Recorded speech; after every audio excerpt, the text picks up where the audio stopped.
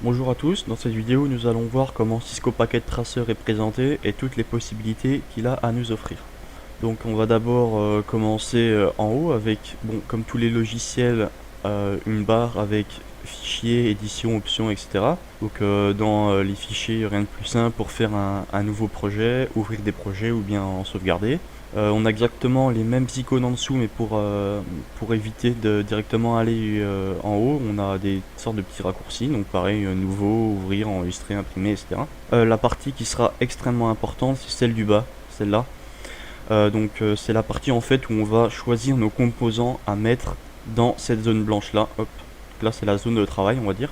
Donc ici on a les catégories principales et en dessous on a des sortes de sous-catégories.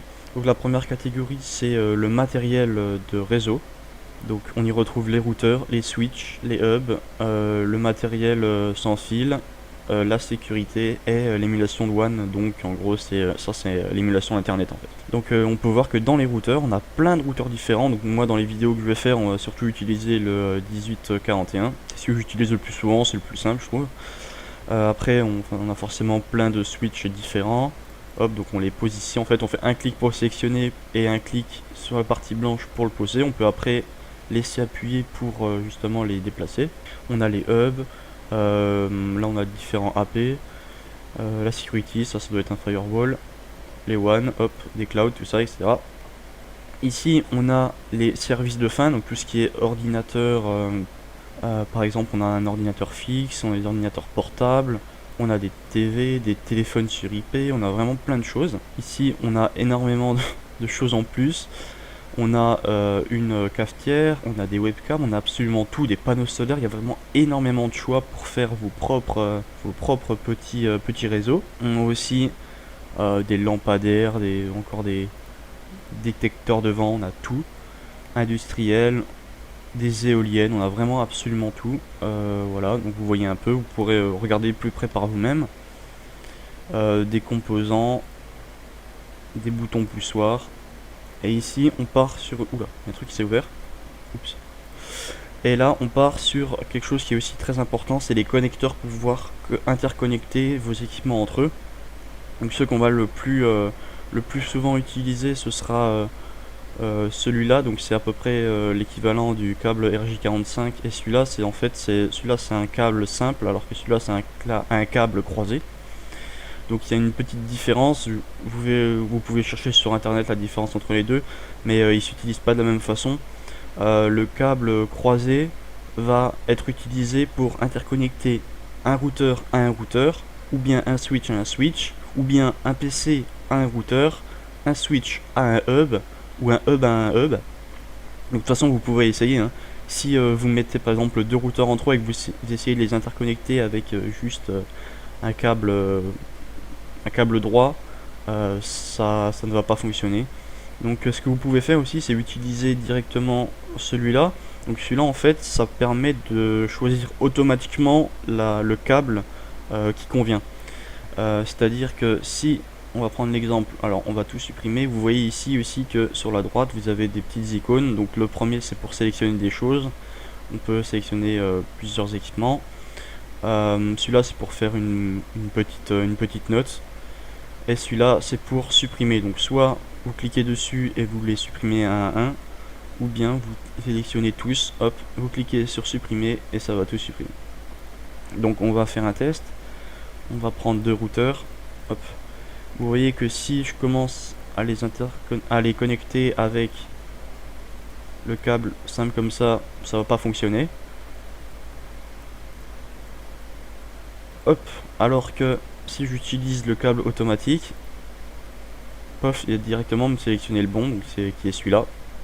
Donc je vous mettrai dans la description les câbles qu'il faut utiliser en fonction des équipements.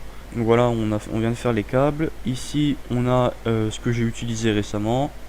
Et ici je sais pas ce que c'est un réseau. Et ici c'est un réseau à distance.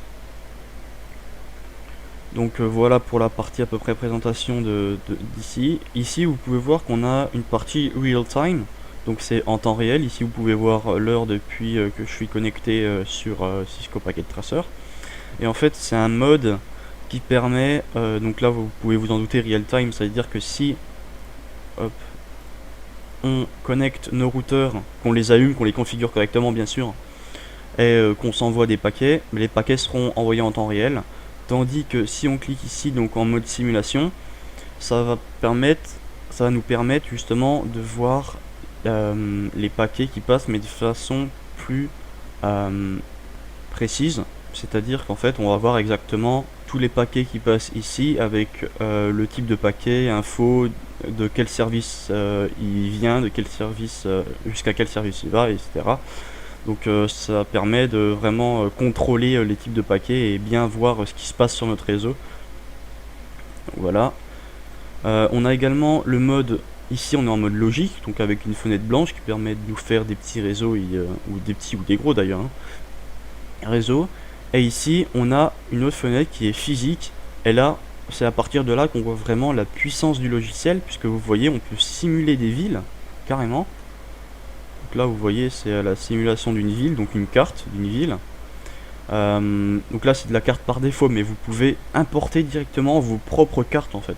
C'est-à-dire que vous pouvez prendre une vue satellite d'une ville, l'importer pour ensuite mettre par exemple des nouveaux bâtiments.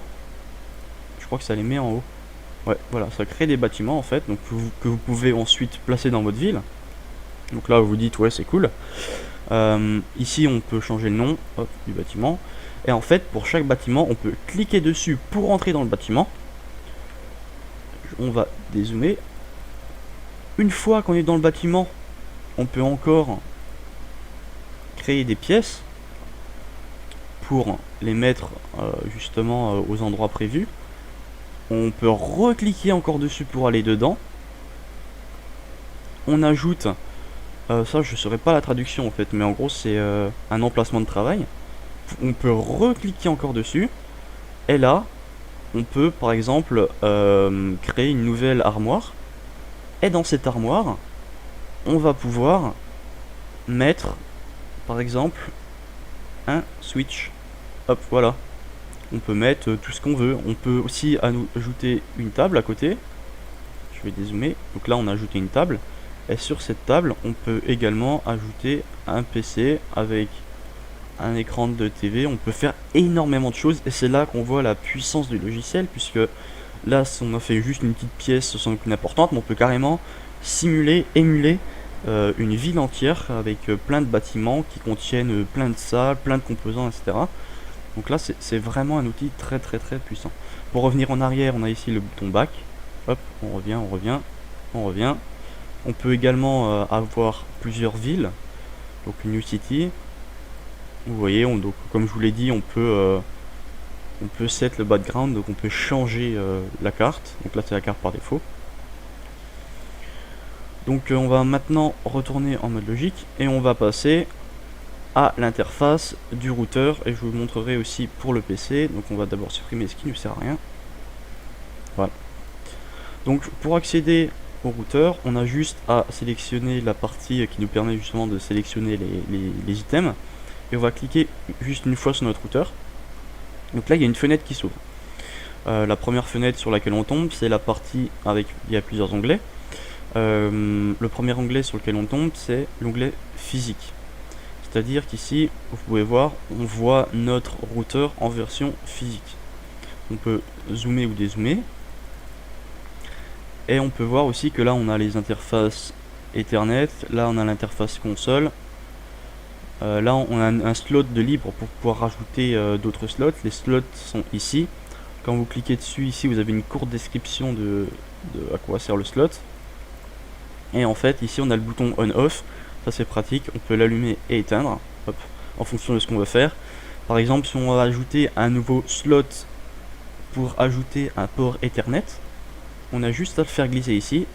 Hop, et voilà, notre slot est mis. Par contre, il faut faire attention, ça marche pas si le bouton est, enfin, si notre routeur est allumé. C'est pour ça qu'il faut d'abord l'éteindre, le mettre ou l'enlever, hop, et après on peut le rallumer. Donc ça, c'était la partie, on va dire, physique.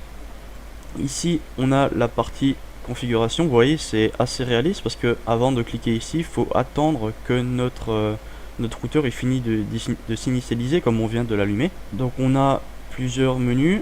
Le Global Settings pour changer par exemple le nom de notre routeur. Là on a des algorithmes, je sais pas trop ce que c'est. On peut faire du routing statique, donc ça dans une prochaine vidéo je vous montrerai comment faire. On peut faire du routing avec le protocole RIP, on verra ça aussi dans une prochaine vidéo. On peut faire des VLAN, et là c'est toutes les interfaces Fast Ethernet et Ethernet. Donc ici on peut modifier l'adresse IP, le masque de sous-réseau, etc. L'adresse MAC également. Et en fait on n'est pas obligé, ici c'est pour ceux qui veulent vraiment travailler façon graphique. Mais vous voyez par exemple quand je clique sur Fast Ethernet 00, en bas il y a des commandes qui s'affichent. Et ces commandes là c'est la version CLI, donc en ligne de commande. Et on peut également les utiliser nous-mêmes manuellement. Donc rien de plus simple, il suffit de cliquer sur l'onglet CLI. Par contre, je vais revenir en arrière. On va d'ailleurs quitter tout ça.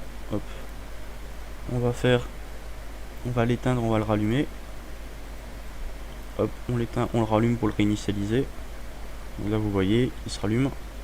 Voilà, donc dès qu'on allume, il nous envoie un message comme quoi est-ce qu'on veut entrer dans la configuration initiale du dialogue, machin, on met non. Donc voilà, press return to get started, donc on appuie une fois sur return. C'est plus entrée eux qui veulent, mais bon. Oui, parce qu'en anglais, la touche return, en fait, c'est la touche entrée sur nous. Donc ici, vous voyez, on est en mode de base, donc juste le mode utilisateur, on le reconnaît grâce au petit chevron ici.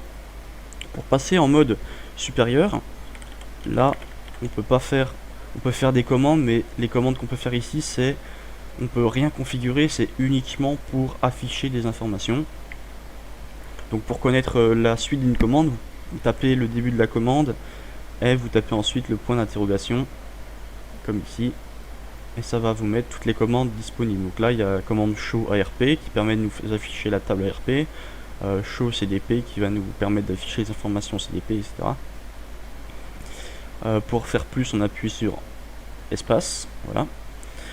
Donc pour passer en mode route, donc c'est en mode privilège, on tape juste enable, hop, on entre, paf, et vous voyez ici c'est plus un chevron mais c'est un dièse qui permet de nous dire qu'on est dans un autre mode de configuration. Donc ici on a encore un peu plus de droits mais toujours pas énormément. Ici on peut par exemple faire, si il y avait un autre routeur ou un autre PC, faire des pings.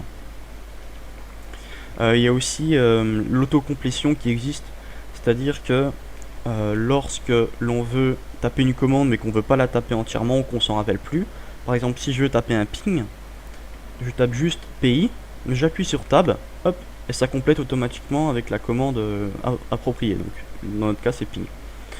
Donc le niveau de configuration globale, donc c'est-à-dire le niveau où on peut commencer à configurer des choses, se nomme configuration terminale.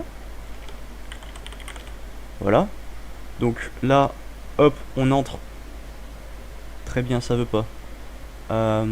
Qu'est-ce que j'ai fait?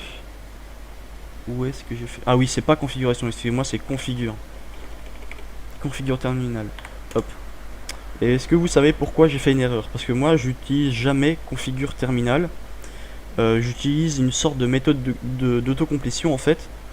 Donc je vous explique juste après. Pour revenir dans un mode précédent, on a juste à faire exit, hop, et on revient. Et en fait, moi, ce que j'utilise, au lieu d'écrire complètement configuration terminale, j'écris juste conf plus loin t, et en fait, il comprend que c'est configure plus loin terminal. Hop, vous voyez, ça fonctionne aussi.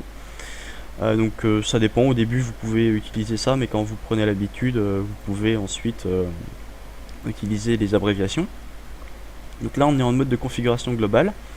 Si on veut par exemple accéder à une interface de notre routeur, donc ici au niveau des interfaces on a Fast Ethernet 00, Fast Ethernet 01 et l'Ethernet. Donc par exemple si j'ai envie d'accéder à l'interface Fast Ethernet 00, on va faire interface fast et j'utilise l'autocomplétion, paf, et c'est notre 00, on entre, hop, et vous voyez ici config if pour dire que on est en train de configurer l'interface. Ce que je vous ai montré juste avant avec le conft, ça marche également par exemple pour interface Fast Ethernet 00. je vais vous montrer. Interface, ça peut être juste int, et fast Ethernet, je tape juste F, j'utilise autocomplétion et après je rentre dans l'interface. Donc c'est ici par exemple qu'on va pouvoir configurer l'adresse IP, le masque de sous-réseau, la passerelle par défaut, etc. pour l'interface 00. Il y a également un autre mode de configuration, mais cette fois c'est pour configurer le routage. Donc par exemple si on veut faire du routage dynamique avec OSPF, dans ce cas donc, il faut d'abord quitter, on fait à peu près pareil sauf qu'on tape routeur et le protocole qu'on veut mettre en place. Donc par exemple si on veut mettre OSPF, on fait routeur OSPF, on lui donne le numéro 100, je vous expliquerai dans une autre vidéo sur OSPF pour qu'on met 100. Hop, et là on rentre dans le mode de configuration du routeur, donc pour ensuite configurer les routes pour OSPF, etc. Il y a quelque chose aussi que j'ai oublié de vous montrer qui est extrêmement important, parce qu'au début on se demande pourquoi nos interfaces ne fonctionnent pas, pourquoi elles sont down, elles veulent pas être up. C'est très simple. Hop. Une fois que vous avez configuré votre interface, vous devez automatiquement faire un no shutdown pour les up en fait, sinon elles seront down et les données ne pourront pas passer. Voilà, donc là vous voyez qu'on a un message comme quoi l'interface Fast Ethernet a été changée en up. On peut refaire exactement l'inverse avec shutdown pour justement les down. Et on a aussi les abréviations qui fonctionnent, donc no ch pour no shutdown, hop, ça fonctionne, et juste sh pour shutdown qui fonctionne aussi. Donc voilà, je pense qu'on a vu à peu près tout ce qu'il fallait sur le routeur. Je vous invite à, de votre côté également, faire vos petites recherches et vous amuser à essayer de configurer des routeurs manuellement, etc. Si on passe sur le PC, on a à peu près la même interface au début, sauf que là on a un peu plus de choix. On peut par exemple mettre des microphones, des casques plutôt, c'est ici, hop, on peut brancher des casques, etc. On a toujours le bouton on-off. Ici on a également un panel de configuration, donc tout ce qui est IP, DHCP, tout ça. Et là on a en fait le desktop, donc le bureau, et là on peut faire énormément de choses. On peut configurer au niveau de l'IP en graphique. On a aussi, hop, on clique ici, l'invite de commande, comme sur Windows. Très bien, si je notais les trucs, hop, voilà, qui fonctionnent également. Et on a énormément de choses, on peut configurer des VPN, là on peut mettre des cartes sans fil, les firewalls, les emails, énormément de choses. Et ce qui est extrêmement puissant aussi dans Cisco, c'est que vous voyez, on a un onglet programming et on peut faire de la programmation directement sur notre PC, sur le PC virtuel je parle. Par exemple si je veux faire quelque chose en Python, hop, pas du tout, ce n'est pas du tout ça, main.py, voilà, on peut programmer en Python directement et ensuite l'installer sur le bureau, hop, desktop, et ensuite vous voyez on y a accès et on peut l'exécuter. Voilà, donc c'est très pratique. Si par exemple on veut faire des tests de man in the middle par exemple, vous voyez ici il y a même un sniffer, donc voilà. Il y a d'autres onglets que je vous ai pas présentés ici, mais bon c'est pas super important pour ce qu'on veut faire. Vous pouvez toujours essayer, tester de vous-même. Donc voilà, j'espère que cette petite vidéo vous aura plu. Si vous avez des questions, n'hésitez pas à me les poser en commentaire. Et je vous dis à la prochaine. Oh yeah.